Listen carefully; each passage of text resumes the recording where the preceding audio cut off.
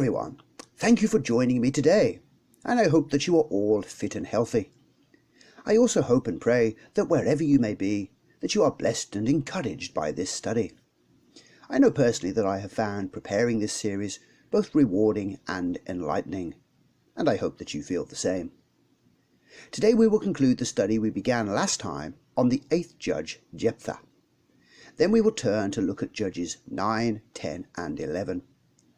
Our reading for today is taken from chapter 12 of Judges, and I'll be reading verses 7 to 15. Judges 12, 7 to 15. And Jephthah judged Israel 6 years. Then Jephthah the Gileadite died and was buried among the cities of Gilead. After him Ibzan of Bethlehem judged Israel. He had 30 sons, and he gave away 30 daughters in marriage, and brought in 30 daughters from elsewhere for his sons. He judged Israel 7 years. Then Ibzan died and was buried at Bethlehem. After him Elon the Zebulunite judged Israel. He judged Israel 10 years. And Elon the Zebulite died and was buried at Ajalon in the country of Zebulun. After him Abdom the son of Hillel the Pirathonite judged Israel. He had 40 sons and 30 grandsons, who rode on 70 young donkeys. He judged Israel 8 years. Then Abdom the son of Hillel the Pirathonite died and was buried in Pirathon, in the land of Ephraim, in the mountains of the Amalekites. This is the word of the Lord. Well, last time we began our examination of the 8th judge, Jephthah. As I said last time, he is considered a major judge, and his story is given to us in some detail. In our study last week, we looked at 3 aspects of his life: his background, his calling to be a judge, and his attempted negotiation with the Ammonites. Jephthah became a judge at a particularly idolatrous time in Israel's history.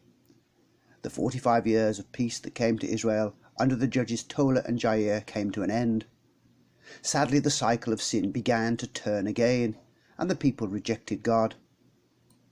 They turned on this occasion not only to the pagan gods of their immediate neighbours in Canaan, but also to the gods of their more distant neighbours. God's anger burned fiercely against this treachery, and he allowed the Philistines and the Ammonites to oppress them. This oppression would last for 18 years. The judge that God raised up to free his people was Jephthah. He was in some ways perhaps an unlikely choice. In his favour, he did have a reputation for being a man of valour. This meant that he was respected and admired as being a mighty and able warrior. However, his personal background was somewhat unfavourable. He had been born through a liaison between his father and a prostitute. Because of this, his legitimate brothers despised him and eventually drove him out of the house. He became a social outcast. In this dejected state, he went to live in the land of Tob, where he led a band of adventurers. This gang of men would go on raids against Israel's enemies. However, when the Ammonites again threatened Israel, the elders realized that they needed a hero to rescue them. Jephthah seemed like an ideal candidate, so the elders of Israel set off to Tob to find him. Jephthah was understandably reluctant to help them. They had, after all, driven him from his home and shunned him. Why should he help them now in their hour of need? When they told him that they would make him their leader and follow his instructions, he agreed to go with them. His approach to the Ammonites was at first interesting. He tried to negotiate or reason with them. He hoped that he could convince them to leave. Despite their claims that it was their land and that Israel had no right to be there, Jephthah explained that they really had no legitimate reason to be there themselves. Unfortunately, he was unsuccessful. Therefore, a battle seemed imminent. Today we will conclude our study on Jephthah, and we will consider 3 things: his victory, his vow, and his death. Following this, we will then turn to look at the next 3 judges, Ibzan, Elon and Abdon.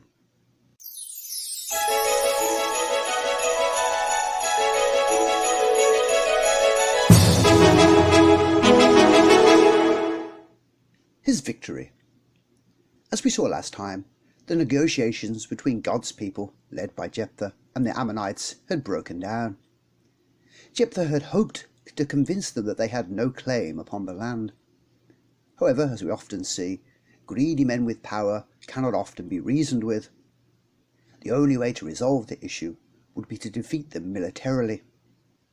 Jephthah, as we said last time, was a mighty man of valour.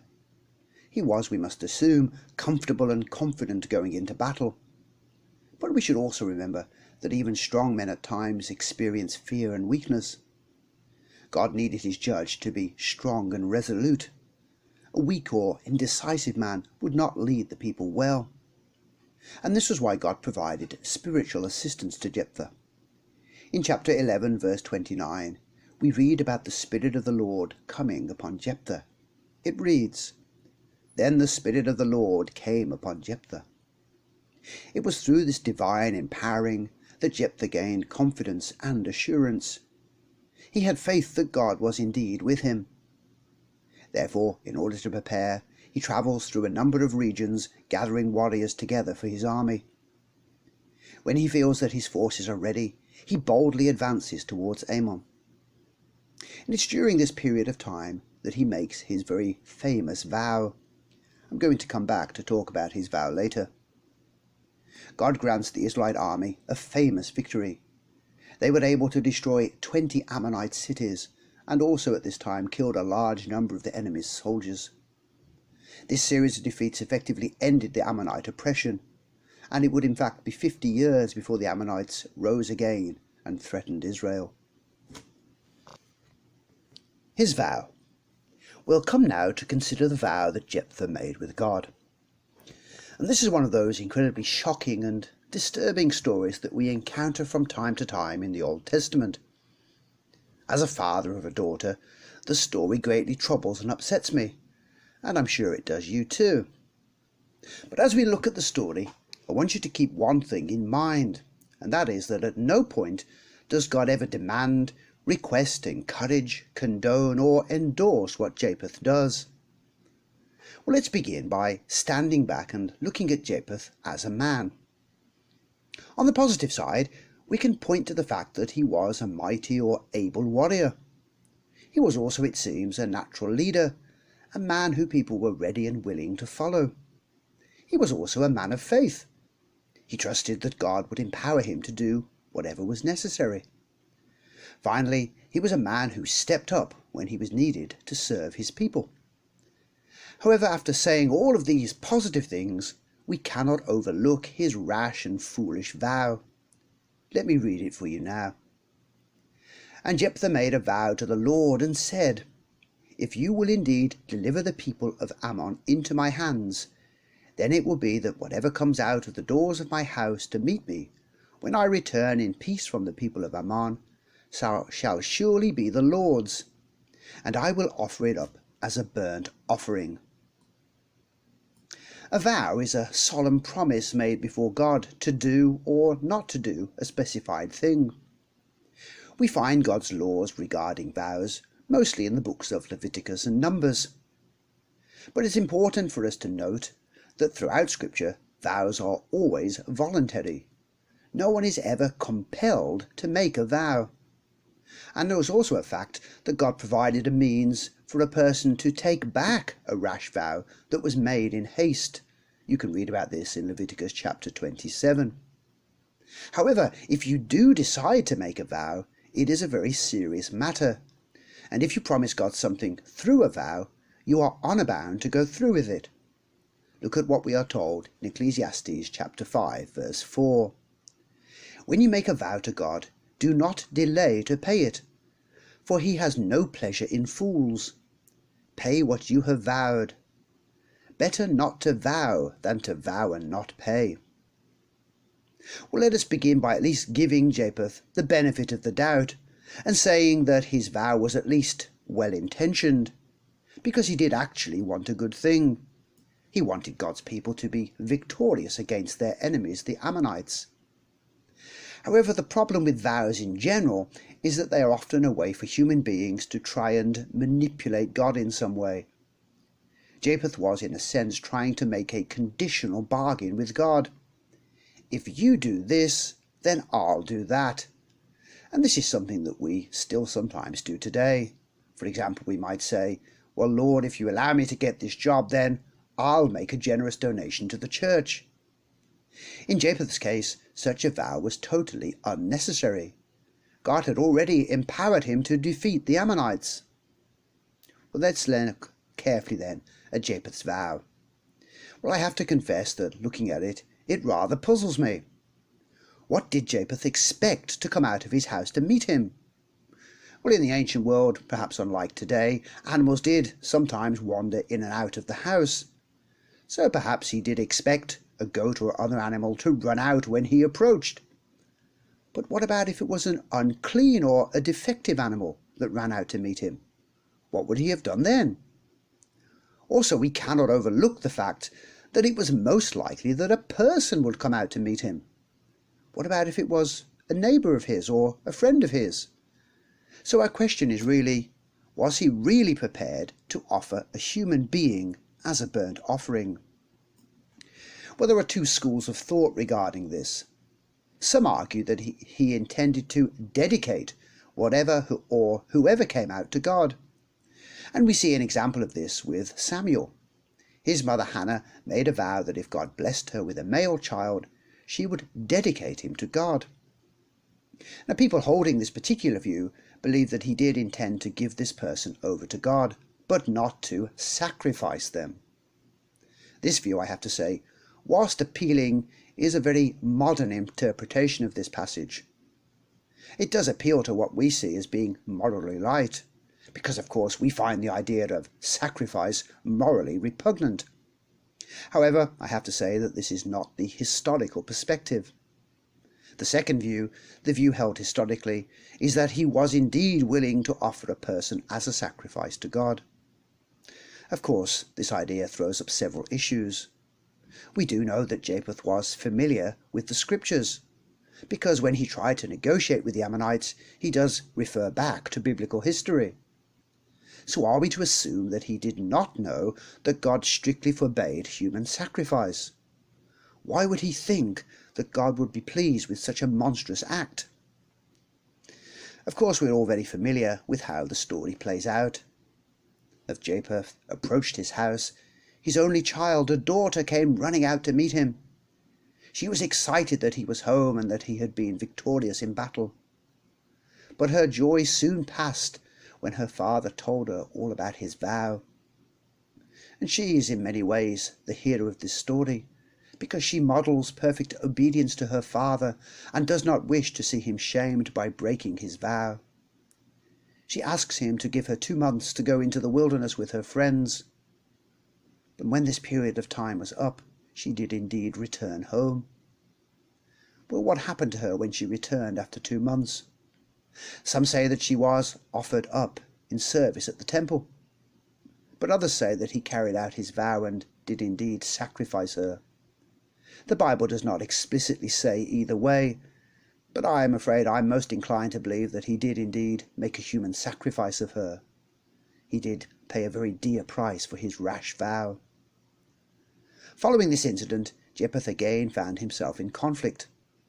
On this occasion it was not against Israel's external enemies. This time he went into battle against the tribe of Ephraim. They were unhappy at not being included in the fight against the Ammonites. It all ended with 42,000 Ephraimites being killed. And I don't have time to go into great detail here, so I encourage you to go back and to read chapter 12 of Judges for yourself. Well, let us now conclude our examination of Jephthah by looking at his death. Jephthah's death. Verse 7. And Jephthah judged Israel 6 years. Then Jephthah the Gileadite died and was bedded among the cities of Gilead. Jephthah would lead God's people for just 6 years. But he managed to pack this short period of time with plenty of incident. He was a mighty warrior and should be remembered for his military successes. He is mentioned by name in the Hebrews Hall of Faith. Hebrews 11:32 reads, "And what more shall I say? for the time would fail me to tell of Gideon and Barak and Samson and Jephthah, also of David and Samuel and the prophets. However, it's difficult to look past his rash vow and its tragic outcome. I think then, in summarizing his life, we might describe him as a mighty warrior who was faithful but flawed. Let's turn now to look at the next three judges. All three are minor judges, so sadly there is not a lot that we can say about each of them. Let's look first at Judge number 9, Ibzan. Judge 9, Ibzan, verse 8. After him, Ibzan of Bethlehem judged Israel. He had 30 sons, and he gave away 30 daughters in marriage, and brought in 30 daughters from elsewhere for his sons. He judged Israel 7 years. Then Ibzan died and was buried at Bethlehem. The 9th judge of Israel was Ibzan, whose name means father of a target or father of coldness. His life of a judge is told to us in just 3 verses, which means that either he did not do anything of great note, or that the writer of Judges is choosing to exclude his efforts. We do not know, for example, if anyone was oppressing Israel at this time, but we are told that his hometown was Bethlehem, the house of bread. This was probably not Bethlehem in Judah, the birthplace of David and the Lord Jesus, but this was another town called Bethlehem that was placed in northern Israel, in Zebulun. We are also told about his family situation. He had 30 sons and 30 daughters. Having a family of this size means that he was a polygamist who had multiple wives. It also strongly suggests that he was a man of wealth and prestige. He judged Israel for 7 years and was buried in Bethlehem. Let's now turn to the 10th judge. Judge 10, Elon, verses 11 and 12. After him, Elon the Zebulunite judged Israel. He judged Israel 10 years. And Elon the Zebulunite died and was buried at Ajalon, in the country of Zebulun. The 10th judge of Israel was Elon. The name Elon means oak or strong. Sadly again, we know very little about the situation in Israel at this time, or what Elon did as a judge. His life as a judge is given to us in just 2 verses. He was also from the region of Zebulun, but we are not sure exactly where his hometown of Ajalon was located. He judged Israel for 10 years. Well, let's look at our final judge for today, Abdom. Judge 11, Abdon, verses 13 to 15. After him, Abdom the son of Hillel the Pirathonite judged Israel. He had 40 sons and 30 grandsons, who rode on 70 young donkeys. He judged Israel 8 years. Then Abdon, the son of Hillel the Pirathonite, died and was buried in Pithon, in the land of Ephraim, in the mountains of the Amalekites. Judge number 11 is Abdon. His name means servant or servile. His hometown was Pirathon, which was a little south of Shechem in the region of Ephraim. Again we are told about his large family. This, as with Ibzan, indicates that he had multiple wives and must have been a very wealthy man. This is further emphasized when we are told that his sons and grandsons each had their own donkey.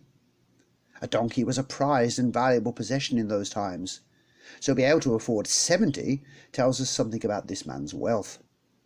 He judged Israel for 8 years. Well, next time, Lord willing, we'll begin a 2-part study on the final judge, Judge number 12, Samson. Things to think about. I have just 2 comments to make about today's passage. Number 1, don't make rash vows. Vows are a serious matter. Even today, most of us consider making a vow an important thing to do. For example, the vows that we make when we get married are not something to be taken lightly. They are something at least I hope, that we consider very carefully. We are, when we make our vows to our wives or husbands, making a lifetime commitment in the sight of the Lord. For Jephthah, his rash vow had life-changing consequences. And we too should be careful before we make a vow.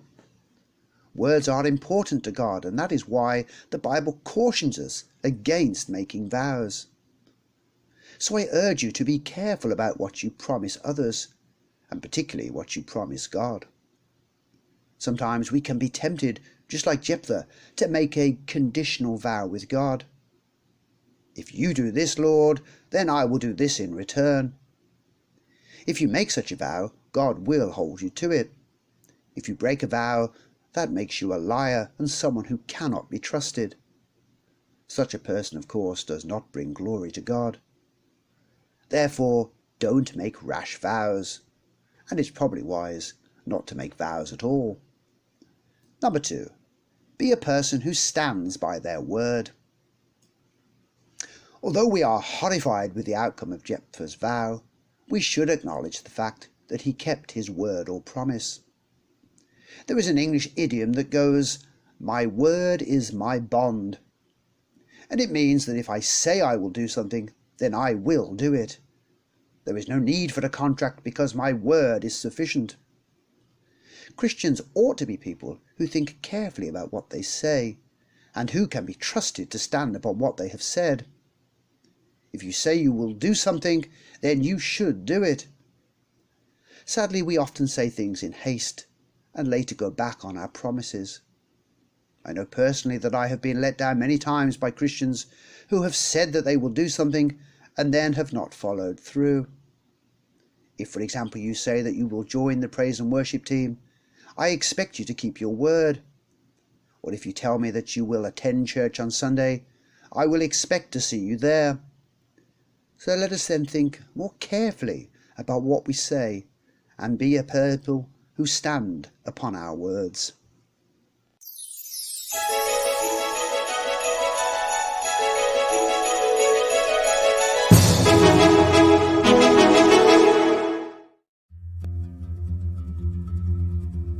Then the men of Ephraim gathered together, crossed over toward Zaphon, and said to Jephthah, "Why did you cross over to fight against the people of Ammon and did not call us to go with you?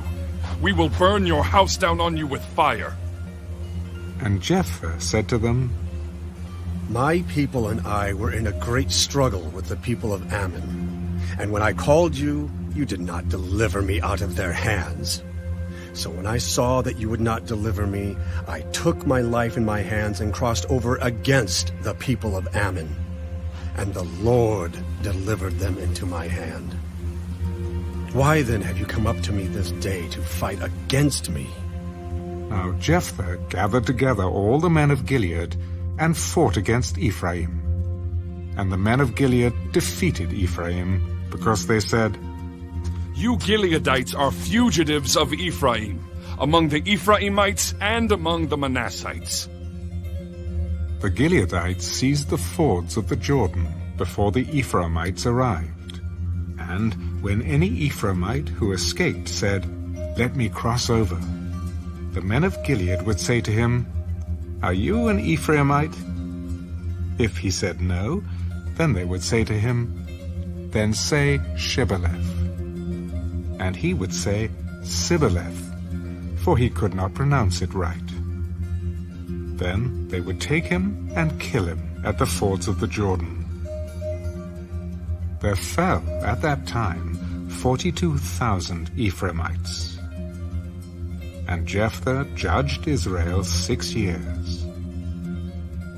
Then Jephthah the Gileadite died, and was buried in among the cities of Gilead.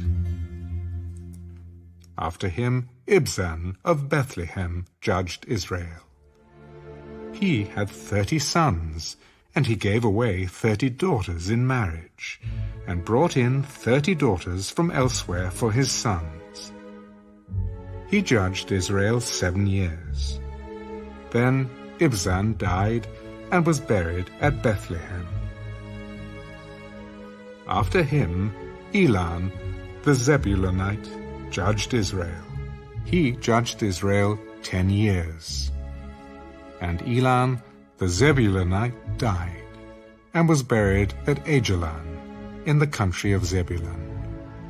After him, Abdon, the son of Hillel, the Pirathonite, judged Israel. He had 40 sons and 30 grandsons, who rode on 70 young donkeys. He judged Israel 8 years. Then Abdon, the son of Hillel the Pirathonite, died, and was buried in Pirathon, in the land of Ephraim, in the mountains of the Amalekites.